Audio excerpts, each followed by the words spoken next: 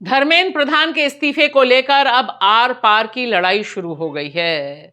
CGP की मुलाकात हुई केंद्र सरकार से और वहां पर दो टूक रख दिया गया कि जब तक धर्मेंद्र प्रधान का इस्तीफा नहीं होता तब तक यह विरोध प्रदर्शन जारी रहेगा। और सिर्फ दिल्ली में ही नहीं, पूरे देश में और इसे तेज किया जाएगा। साथ ही साथ सरकार ने कहा कि हमें 24 घंटे का समय चाहिए, हम फिर वापस आते हैं। और उधर राहुल गांधी ने भी धर्मेंद्र प्रधान के इस्तीफे की मांग को और तेज कर दिया है। सदन में यानी लोकसभा और राज्यसभा में पूरा विपक्ष एकजुट है। The whole opposition is united on just single demand, Dharmendra Pradhan should resign, he should be sacked, यानी उसे हटाया जाना चाहिए। Please stop controlling media. Everyone is on social media. Everyone sees what's happening for real. They slapped a 10-year-old child, molesting a young woman, students in the protest.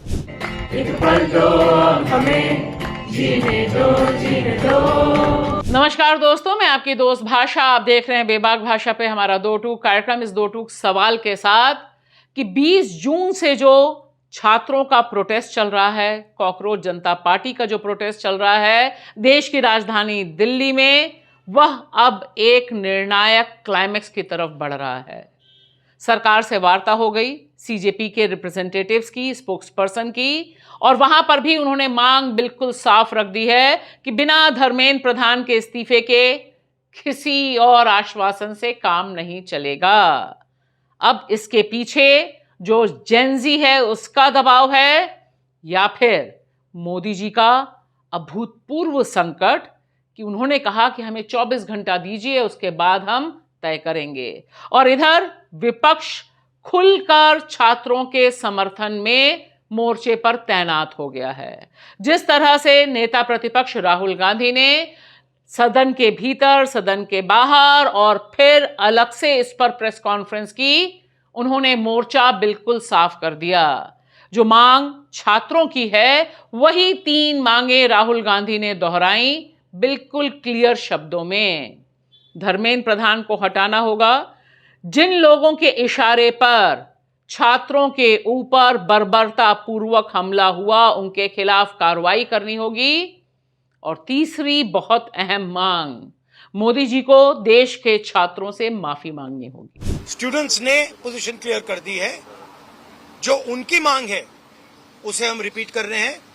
Dharmendra Pradhan is a criminal education minister, he has to be removed, he is a symbol of the collapse of our education system, he has to go. He is the reason my brother has got shot. He is the reason thousands of people are outside. He has to go.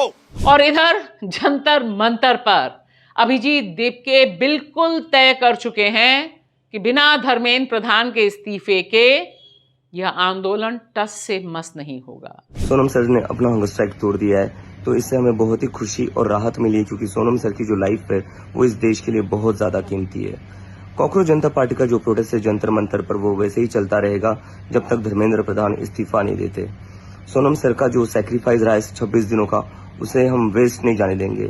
जो Delhi police ने brutality करी है students के against, उन students की जो sacrifice थी उन्हें हम वेस्ट नहीं जाने देंगे। तो हमारा प्रोटेस्ट तब तक चलता रहेगा जब तक धर्मेंद्र प्रधान रिजाइन नहीं करते।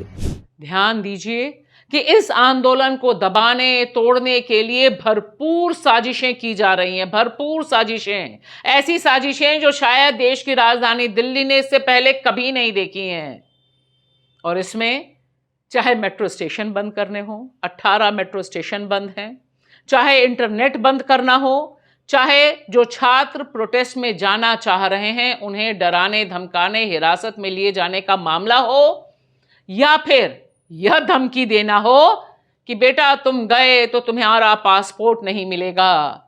और यूनिवर्सिटीज की ये धमकियां, चाहे दिल्ली यूनिवर्सिटी हो, जवाहरलाल यूनिवर्सिटी हो, आईआईटी रुड़की हो, सब एक सुर में बोल रहे हैं अगर प्रोटेस्ट में गए तो हम तुमसे बदला लेंगे।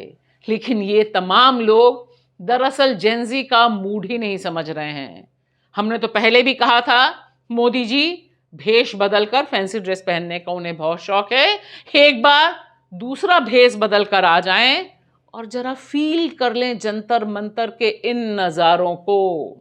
किस तरह से छात्रों में आक्रोश है। और अब मामला सिर्फ देश की राजधानी दिल्ली का नहीं है, देश भर में यह जेनजी रिवॉल्यूशन फैल चुका है और हर जगह से नारे जितने धर्मेंद्र प्रधान के खिलाफ लग रहे हैं, उनके इस्तीफे को लेकर लग रहे हैं, उससे कहीं ज्यादा मोदी जी निशाने पर हैं। और शायद यही वजह है कि मोदी जी का चेहरा भी लटक सा गया है। रात में 12 बजे उन्हें आकर अपनी इंस्टा रील बनानी पड़ती है और उस इंस्टा रील पर भी जेनजी अपनी बदमाशी से बाज नहीं आते हैं। बता देते हैं कि वहां पर भी टेलीप्रॉम्प्टर है और मेरी आंखों में झांक कर तो देखो, टेलीप्रॉम्प्टर की स्क्रिप्ट दिखाने पर लग गए हैं। मैंने आज फास्ट ट्रैक कोर्ट के लिए विभागों को निर्देश दिए थे। आज विभागों ने लगातार मेहनत करके देर रात मुझे मुसद्दा भी दे दिया। फास्ट ट्रैक कोर्ट और कठोर सजा के प्रावधान के साथ का ये मुसद्दा कल कैबिनेट में चर्चा होगी। और एक बात और ध्यान से, 20 जुलाई को दिल्ली पुलिस ने जो बर्बरता की, जो वहां के रिजर्व्ड आर्म्ड फोर्सेस ने पैलेट गन्स चलाई, इसका प्रमाण अब मिल चुका है।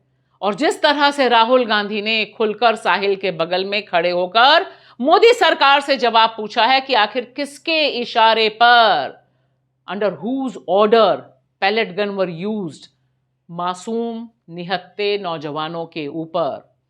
मामला सिर्फ साहिल का ही नहीं है। हम जानते हैं कि हजारों लोगों के ऊपर इस तरह की पैलेट गन का इस्तेमाल हुआ, जिसमें 4 इंसिडेंट ऑन रिकॉर्ड आ चुके हैं, जिसमें आउटलुक मैगजीन का एक रिपोर्टर भी है। मंसूरी के बारे में हम पहले भी बता चुके थे, लेकिन राहुल गांधी का साहिल के संग आकर यह खड़ा होना और कहना, याद रखिए कि साहिल को उस समय गोली मारी गई, पैलेट गन मारी गई, जब वह भारत का तिरंगा हाथ में लिए हुए थे। और याद रखिएगा, यह पैलेट गन जानलेवा होती है। इसकी वजह से कश्मीर के हजारों नौजवानों की आंखें जा चुकी हैं, जान जा चुकी है, साहिल की भी आंख चली गई है। ये सवाल मोदी सरकार पर बहुत भारी पड़ रहे हैं।